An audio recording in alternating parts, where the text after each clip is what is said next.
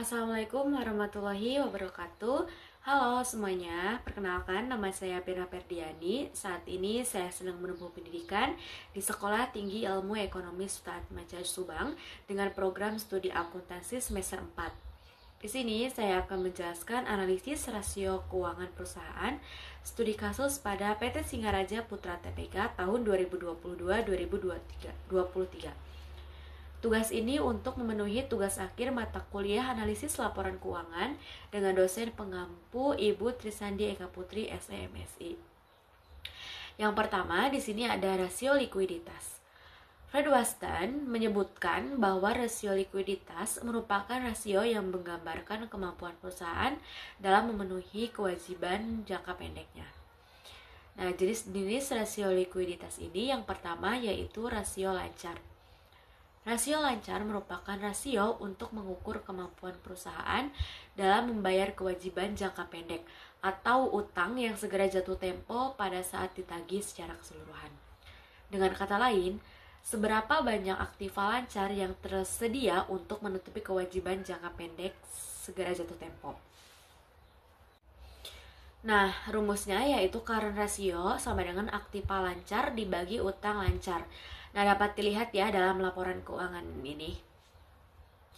Nah, untuk tahun 2022, current ratio sama dengan 142 miliar sekian dibagi 119 miliar sekian. Hasilnya yaitu 1,185 atau dibulatkan 1,2 kali. Artinya, jumlah aktiva lancar sebanyak 1,2 kali utang lancar atau setiap 1 rupiah utang lancar dijamin oleh 1,2 rupiah harta lancar atau 1,2 banding 1 antara aktiva lancar dengan utang lancar. Nah, untuk tahun 2023 yang dimana 128 miliar sekian dibagi 1 triliun 13 miliar sekian, hasilnya yaitu 1,267 atau dibulatkan sebesar 1,3 kali. Artinya, jumlah aktiva lancar sebanyak 1,3 kali utang lancar atau setiap 1 rupiah utang lancar dijamin oleh 1,3 rupiah harta lancar atau 1,3 banding 1 antara aktiva lancar dengan utang lancar. Yang kedua ada rasio cepat, di mana rasio cepat atau rasio sangat lancar merupakan rasio yang menunjukkan kemampuan perusahaan dalam memenuhi atau membayar kewajiban utang lancar dengan aktiva lancar tanpa memperhitungkan nilai persediaan, yang dimana artinya nilai persediaan diabaikan dengan cara dikurangi dari nilai total aktiva lancar. Hal ini dilakukan karena persediaan dianggap memerlukan waktu relatif lebih lama untuk diuangkan apabila perusahaan membutuhkan dana cepat untuk membayar kewajibannya dibandingkan dengan aktiva lancar lainnya. Rumusnya yaitu current asset dikurangi inventory dibagi current liabilities.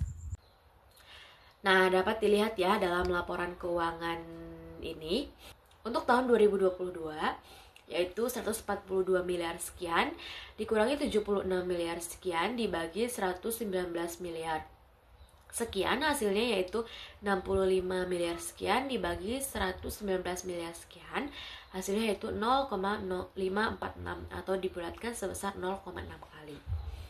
Untuk tahun 2023 yaitu 128 miliar sekian dikurangi 83 miliar sekian dibagi 1 triliun sekian, hasilnya yaitu 44 miliar sekian dibagi 1 triliun 13 miliar sekian, yaitu hasilnya 0,045 atau dibulatkan sebesar 0,4 kali. Nah, untuk jenis rasio likuiditas yang ketiga yaitu rasio kas, yang dimana yang tersedia untuk membayar utang.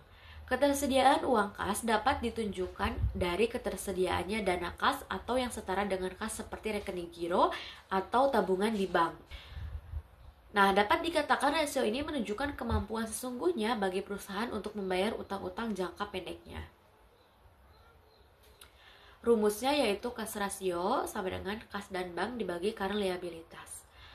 Nah, dapat dilihat dalam laporan PT Singaraja Putra Tbk ini tahun 2022-2023. Nah, untuk tahun 2022 yaitu cash rasionya 3 miliar sekian dibagi 119 miliar sekian, hasilnya yaitu 0,020 atau 20%. Untuk tahun 2023, cash rasionya yaitu 11 miliar sekian dibagi 1 triliun 13 miliar sekian, hasilnya yaitu 0,010 atau 10%. Untuk jenis rasio likuiditas yang keempat yaitu rasio perputaran kas.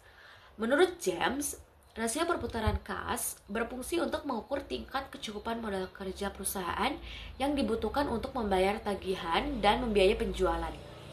Artinya, rasio ini digunakan untuk mengukur tingkat ketersediaan kas untuk membayar tagihan atau utang dan biaya-biaya yang berkaitan dengan penjualan.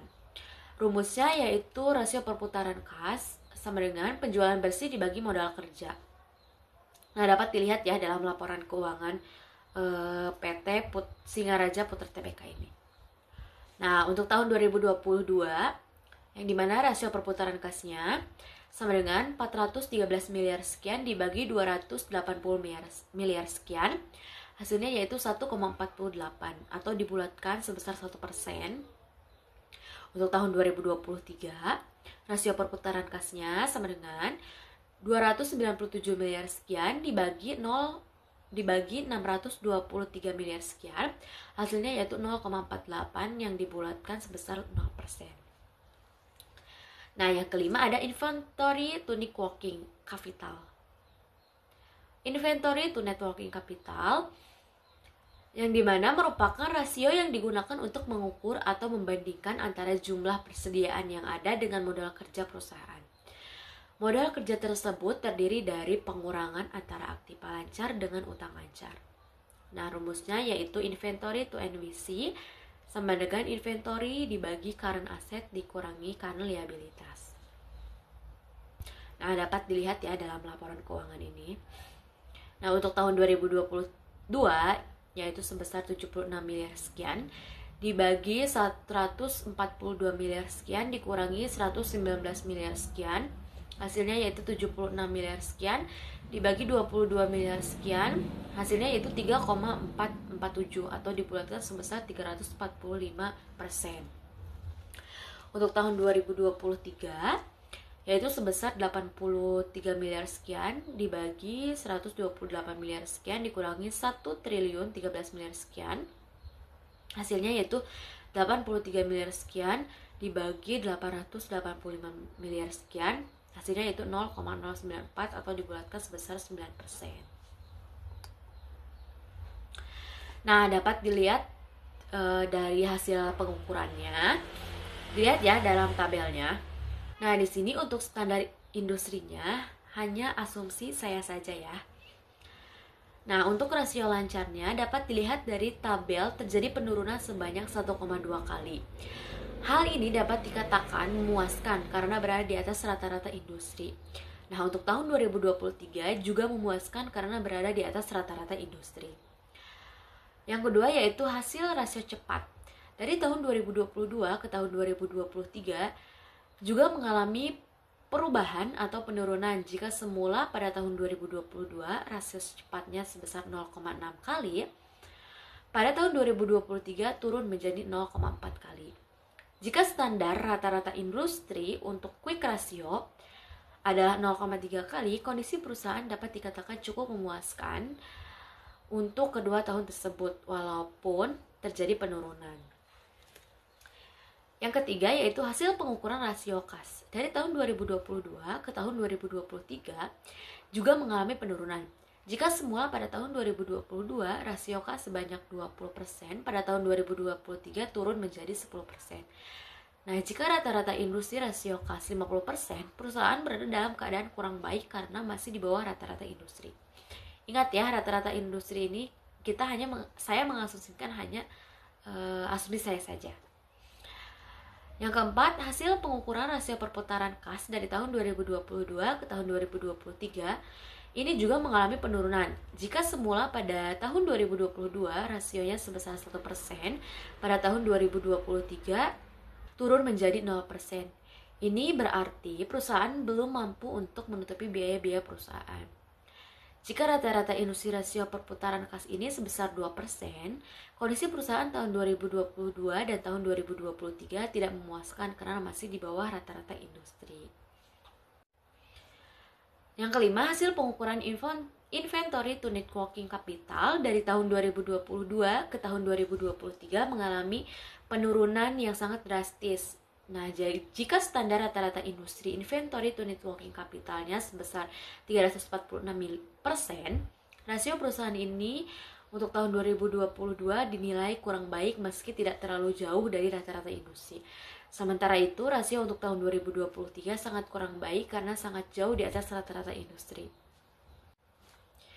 Nah, analisis laporan keuangan yang kedua yaitu rasio solvabilitas, di mana rasio solvabilitas atau leverage ratio merupakan rasio yang digunakan untuk mengukur sejauh mana aktiva perusahaan dibiayai dengan utang. Artinya, berapa besar beban utang yang ditanggung perusahaan dibandingkan dengan aktivanya. Dalam arti luas, dikatakan bahwa rasio solvabilitas digunakan untuk mengukur kemampuan perusahaan untuk membayar seluruh kewajibannya, baik jangka pendek maupun jangka panjang apabila perusahaan dibubarkan. Jenis-jenis rasio solvabilitas yang pertama yaitu debt to asset ratio. Merupakan rasio utang yang digunakan untuk mengukur perbandingan antara total utang dengan total aktiva. Rumusnya yaitu debt to asset ratio, total debt dibagi total aset. Nah, dapat dilihat ya dalam laporan keuangan ini. Untuk tahun 2022, debt to asset rasionya sama dengan 563 miliar sekian dibagi 283 miliar sekian, hasilnya yaitu 1,988 atau dibulatkan sebesar 199%. Nah, untuk tahun 2023, debt to asset rasionya yaitu 596 miliar sekian dibagi 1.220 miliar sekian, hasilnya yaitu 0,489 atau dibulatkan sebesar 49%. Nah, yang kedua ada debt to equity ratio, yang dimana merupakan rasio yang digunakan untuk menilai utang dengan ekuitas. Rasio ini dicari dengan cara membandingkan antara seluruh utang, termasuk utang lancar dengan seluruh ekuitasnya. Rasio ini berguna untuk mengetahui jumlah dana yang disediakan peminjam atau kreditor dengan pemilik perusahaan. Dengan kata lain, rasio ini berfungsi untuk mengetahui setiap rupiah modal sendiri yang dijadikan untuk jaminan utang. Rumusnya yaitu debt to equity ratio sama dengan total utang dibagi ekuitas. Nah, dapat dilihat ya dalam laporan keuangan ini. Untuk tahun 2022 yaitu 283 miliar sekian dibagi 280 miliar sekian, hasilnya yaitu 1,012 atau dibulatkan sebesar 101%. Untuk tahun 2023, debt to equity rasionya sama dengan yaitu 1.220 miliar sekian dibagi 623 miliar sekian, hasilnya yaitu 1,957 atau dibulatkan sebesar 196%. Yang ketiga ada long term debt to equity ratio atau disebut dengan LTD-TER, merupakan rasio antara utang jangka panjang dengan modal sendiri. Tujuannya adalah untuk mengukur berapa bagian dari setiap rupiah modal sendiri yang dijadikan jaminan utang jangka panjang dengan cara membandingkan antara utang jangka panjang dengan modal sendiri yang disediakan oleh perusahaan. Rumusnya yaitu LTD-TER sama dengan long term debt dibagi equity. Nah, dapat dilihat dari laporan keuangan PT Singaraja Putra Tbk di sini ya. Nah, untuk tahun 2022 yang dimana 163 miliar sekian dibagi 280 miliar sekian, hasilnya yaitu sebesar 0,584 atau dibulatkan sebesar 58%. Untuk tahun 2023 206 miliar sekian dibagi 623 miliar sekian, hasilnya yaitu sebesar 0,331 atau dibulatkan sebesar 33%. Nah, untuk jenis rasio solvabilitas yang keempat yaitu times interest earned, yang dimana menurut Friedweston merupakan rasio untuk mencari jumlah kali perolehan bunga. Rasio ini diartikan oleh James juga sebagai kemampuan perusahaan untuk membayar biaya bunga, sama seperti coverage ratio. Jumlah kali perolehan bunga atau times interest earned ini merupakan rasio untuk mengukur sejauh mana pendapatan dapat menurun tanpa membuat perusahaan merasa malu karena tidak mampu membayar biaya bunga tahunan. Rumusnya yaitu times interest earned ini ABET dibagi biaya bunga. Nah, dapat dilihat ya dalam laporan keuangan PT Singaraja Putra Tpg tahun 2022-2023. Untuk tahun 2022, yang dimana sebesar 14 miliar sekian dibagi 6 miliar sekian, hasilnya yaitu 2,12 atau dibulatkan sebesar 2 kali. Untuk tahun 2023, sebesar 5 miliar sekian dibagi 20 miliar sekian, hasilnya yaitu 0,25 yang dibulatkan sebesar 0 kali. Nah, yang kelima ada chain coverage, yang dimana atau lingkup biaya tetap merupakan rasio yang menyerupai times interest earned rasio. Hanya saja perbedaannya adalah rasio ini dilakukan apabila perusahaan memperoleh utang jangka panjang atau menyewa aktiva berdasarkan kontrak sewa atau lease contract. Rumusnya yaitu ABT ditambah biaya bunga ditambah kewajiban sewa dibagi biaya bunga ditambah kewajiban sewa. Nah, dapat dilihat ya dalam laporan keuangan ini. Untuk tahun 2022, yang dimana sebesar 14 miliar sekian ditambah 6 miliar sekian ditambah 403 juta sekian dibagi 998 juta sekian ditambah 403 juta sekian. Hasilnya yaitu 22 miliar sekian dibagi 7 miliar sekian, yang dimana hasilnya sebesar 2,970 atau dibulatkan sebesar 3 kali. Untuk tahun 2023 yaitu sebesar 5 miliar sekian ditambah 20 miliar sekian ditambah 582 juta sekian dibagi 20 miliar sekian ditambah 582 juta sekian. Hasilnya yaitu 26 miliar sekian dibagi 21 miliar sekian, hasilnya sebesar 1,243 atau dibulatkan sebesar 2 kali. Nah, ini hasil pengukurannya ya, dapat dilihat dari tabel. Yang pertama yaitu jika rasio rata-rata industri. Ingat ya, untuk rasio rata-rata industri ini saya mengasumsikannya hanya asumsi saya saja. Jika rasio rata-rata industri untuk debt to equity rasio sebesar 90%, perusahaan masih dianggap kurang baik karena berada di atas rata-rata industri. Demikian pula, untuk tahun 2023 dinilai kurang baik dan tidak jauh berbeda dengan tahun 2022. Yang kedua yaitu debt to equity ratio menunjukkan bahwa kreditor menyediakan 101 pada tahun 2022. Untuk setiap 100 rupiah yang disediakan pemegang saham, perusahaan dibiayai oleh utang sebanyak 101%. Demikian pula untuk tahun 2023 tidak jauh berbeda dengan tahun sebelumnya, yaitu untuk tahun 2023 sebesar 196%. Jika rata-rata industri untuk debt to equity ratio sebesar 196%, perusahaan masih dianggap kurang baik karena berada di atas rata-rata industri. Demikian pula untuk tahun 2023 dinilai kurang baik dan tidak jauh berbeda dengan tahun 2022. Yang ketiga ada times interest earned. Pada tahun 2022 adalah 3 kali, atau dengan kata lain biaya bunga dapat ditutup 3 kali selaba sebelumnya sebelum bunga dan pajak. Nah, kemudian untuk tahun 2023 adalah sebesar 2 kali, atau dengan kata lain biaya bunga dapat ditutup 2 kali laba sebelum bunga dan pajak. Apabila rata-rata industri untuk usaha yang sejenis 3 kali, rasio untuk tahun 2022 baik.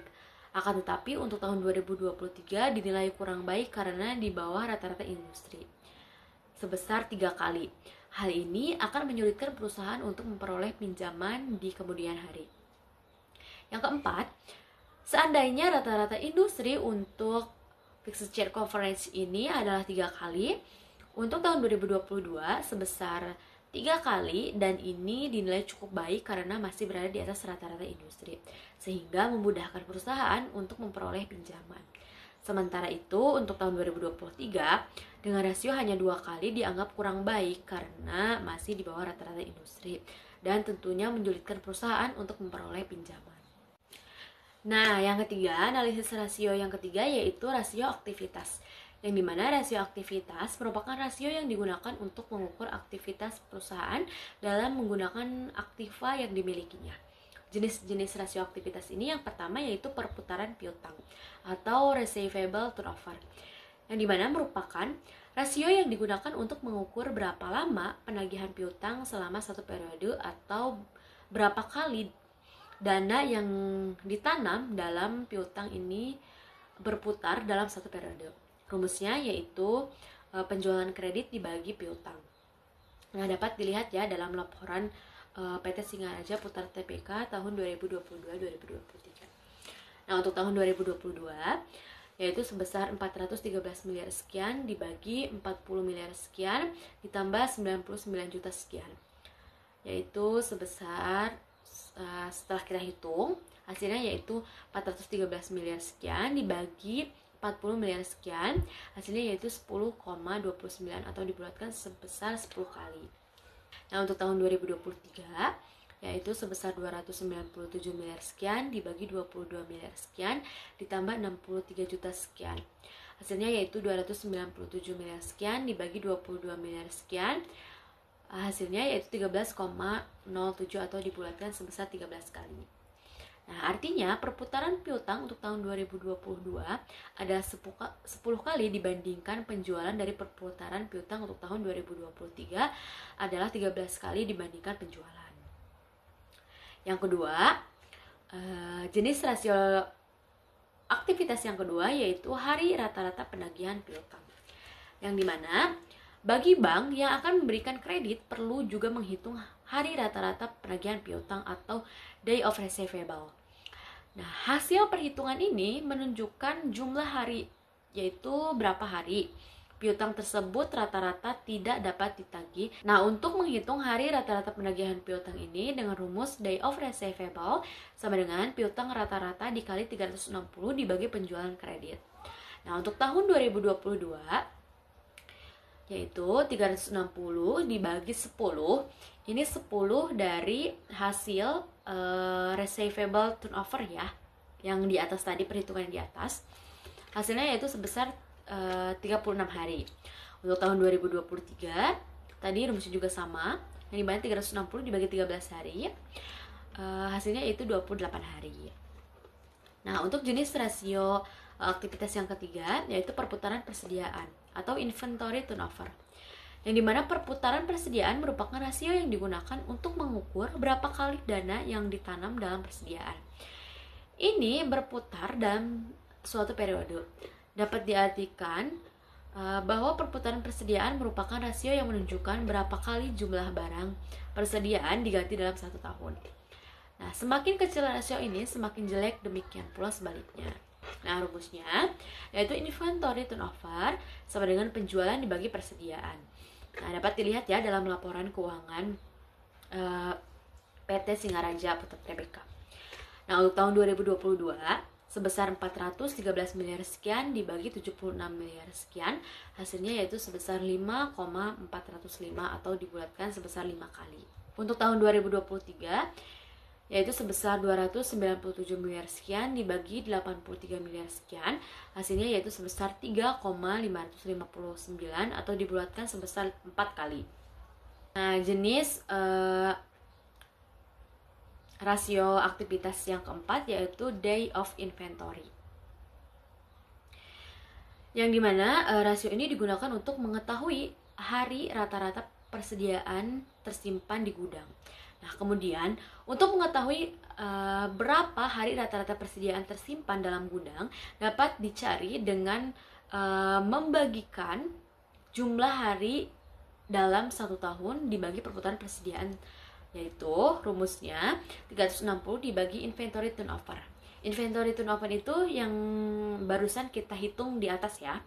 Nah, untuk tahun 2022 day of inventory-nya yaitu 360 dibagi 5 hari. 5 hari itu total inventory turnover yang sudah kita hitung rumus yang sebelumnya. Hasilnya yaitu sebesar 72 hari. Untuk tahun 2023, day of inventory sama dengan 360 dibagi 4 hari. Hasilnya yaitu 90 hari. Nah, jenis rasio aktivitas yang kelima yaitu perputaran modal kerja. Perputaran modal kerja atau working capital turnover merupakan salah satu rasio untuk mengukur atau menilai keefektifan modal kerja perusahaan selama periode tertentu.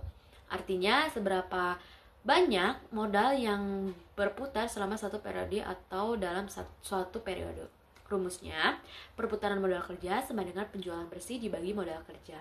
Nah, dapat dilihat ya dalam laporan keuangan PT Singaraja Putra Tbk ini. Untuk tahun 2022 yaitu sama dengan 413 miliar sekian dibagi 142 miliar sekian dikurangi 119 miliar sekian. Hasilnya yaitu 413 miliar sekian dibagi 22 miliar sekian. Hasilnya yaitu 18,63 atau dibulatkan sebesar 19 kali. Nah, perputaran modal kerja tahun 2022 sebanyak 19 kali, artinya setiap Rp1 modal kerja dapat menghasilkan sebesar 19 penjualan. Untuk tahun 2023 yaitu sebesar 297 miliar dibagi 128 miliar sekian dikurangi 1 triliun 13 miliar sekian. Hasilnya yaitu 297 miliar dibagi 885 miliar sekian.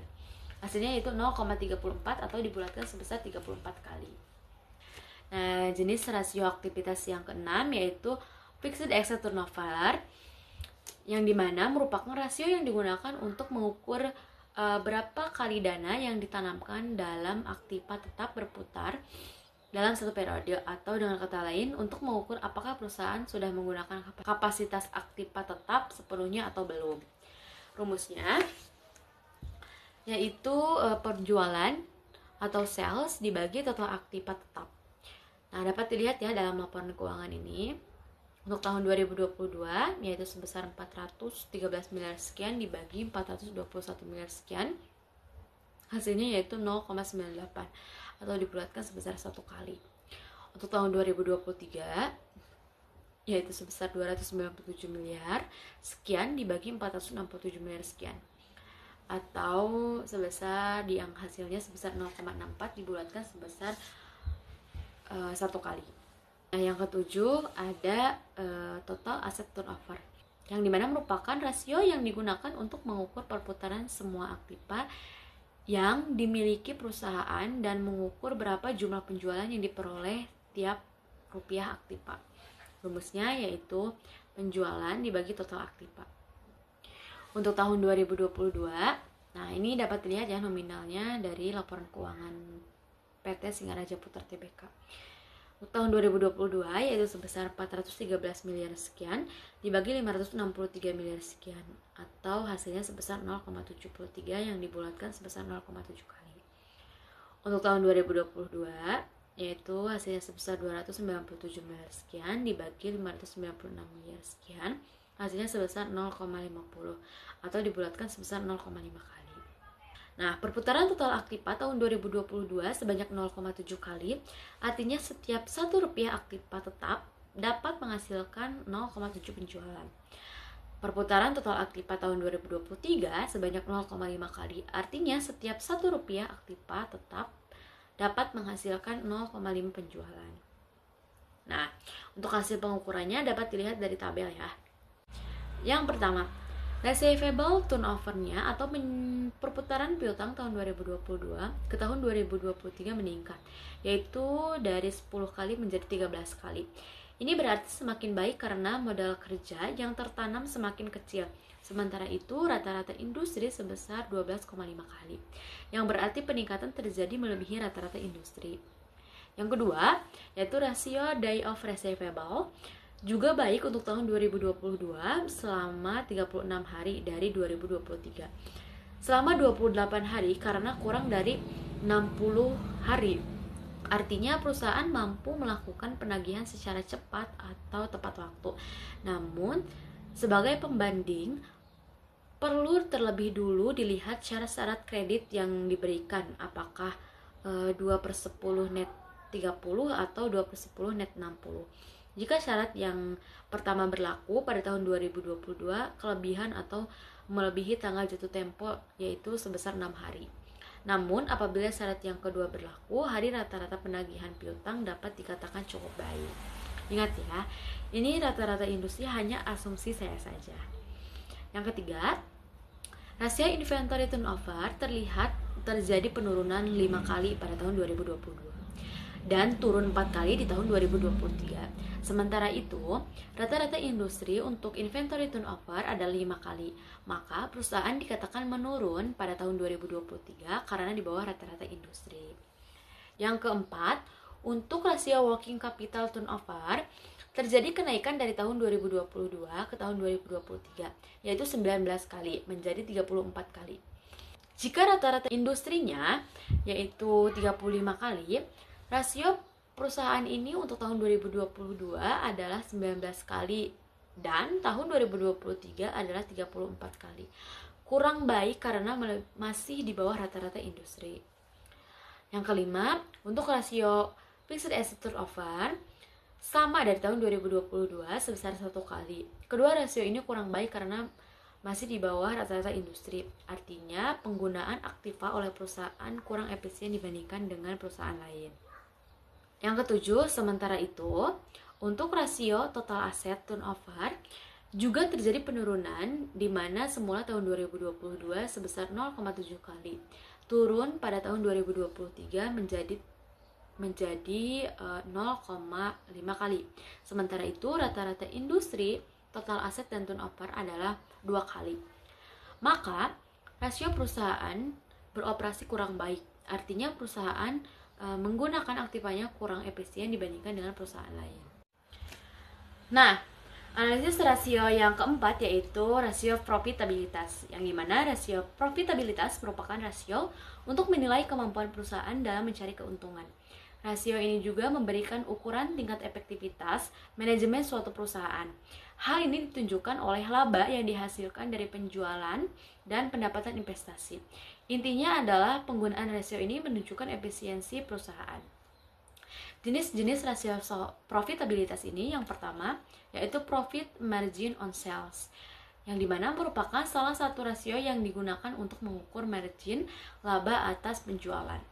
Rumusnya yaitu profit margin sama dengan penjualan bersih dikurangi harga pokok penjualan dibagi sales. Nah, dapat dilihat ya. Di sini saya itu menggunakan perusahaan jasa. Jadi, ngambilnya yaitu pendapatan bukan penjualan ya. Nah, untuk tahun 2022, profit marginnya yaitu sebesar 413 miliar sekian dikurangi 320 miliar sekian dibagi 413 miliar sekian. Hasilnya yaitu 92 miliar sekian dibagi 413 miliar sekian. Hasilnya sebesar 0,22 atau dibulatkan sebesar 22%. Nah, untuk tahun 2023, profit marginnya yaitu sama dengan 297 miliar sekian dikurangi 244 miliar sekian dibagi 297 miliar sekian. Hasilnya yaitu 52 miliar sekian dibagi 297 miliar sekian, hasilnya 0,18 atau dibulatkan sebesar 18%. Yang kedua yaitu hasil pengembalian investasi. Rumusnya yaitu earning after interest and tax atau IAIT dibagi dengan total aset. Nah, dapat dilihat ya dalam laporan keuangan PT Singaraja Putra TPK tahun 2022-2023. Nah, untuk tahun 2022 yaitu 10 miliar sekian dibagi 563 miliar sekian, hasilnya yaitu 0,0186 atau dibulatkan sebesar 1,86%. Untuk tahun 2023 yaitu sebesar 8 miliar sekian dibagi 596 miliar sekian, hasilnya 0,0149 dibulatkan sebesar 1,49%. Nah, jenis rasio yang ketiga yaitu hasil pengembalian ekuitas, yang dimana hasil pengembalian ekuitas yaitu rasio untuk mengukur laba bersih sesudah pajak dengan modal sendiri. Rumusnya yaitu return on equity sama dengan earning after interest and tax dibagi equity. Nah, dapat dilihat ya nominal dari posisi dalam laporan keuangannya yang mana aja. Untuk tahun 2023 yaitu sebesar 4 miliar sekian dibagi 563 miliar sekian, hasilnya yaitu 0,0077 atau dibulatkan sebesar 0,7%. Untuk tahun 2023 yaitu sebesar 3 miliar dibagi 596 miliar sekian, hasilnya yaitu 0,0062 atau dibulatkan sebesar 0,6 kali. Nah, yang kelima, laba per lembar saham biasa, yang dimana rasio laba per lembar saham biasa atau disebut juga rasio nilai buku merupakan rasio untuk mengukur keberhasilan manajemen dalam mencapai keuntungan bagi pemegang saham. Rumusnya yaitu laba per lembar saham sama dengan laba saham biasa dibagi saham biasa yang beredar. Nah, dapat dilihat ya dalam laporan keuangannya nominalnya yang mana aja. Nah, untuk tahun 2022, laba per lembar sahamnya sama dengan 4 miliar sekian dibagi 481 juta. Hasilnya yaitu 10,37. Untuk tahun 2023, laba per lembar sahamnya 16 miliar sekian dibagi 481 juta. Hasilnya yaitu 34,29. Nah, dari hasil perhitungan tersebut terlihat bahwa kesejahteraan pemegang saham meningkat sehubungan dengan meningkatnya laba per lembar saham yang dihasilkan perusahaan. Peningkatan ini cukup besar yaitu 24,92 per lembar saham. Nah, hasil pengukurannya bisa dilihat ya dari tabel ini. Yang pertama, kondisi net profit margin perusahaan cukup memprihatinkan karena turun cukup drastis di tahun 2022. Ingat ya, standar industri ini saya hanya mengasumsikannya, hanya asumsi saya saja. Yaitu 22% turun menjadi 18% di tahun 2023. Turun sebesar 4%. Jika rata-rata industri untuk net profit margin adalah 21%, berarti margin laba perusahaan tahun 2022 sebesar 22%, baik karena berada di atas rata-rata industri. Namun untuk tahun 2023 dengan margin laba hanya sebesar 18%, dapat dikatakan kurang baik karena masih di bawah rata-rata industri. Ini juga dapat berarti bahwa harga barang-barang perusahaan ini relatif rendah atau biaya-biaya relatif tinggi atau keduanya.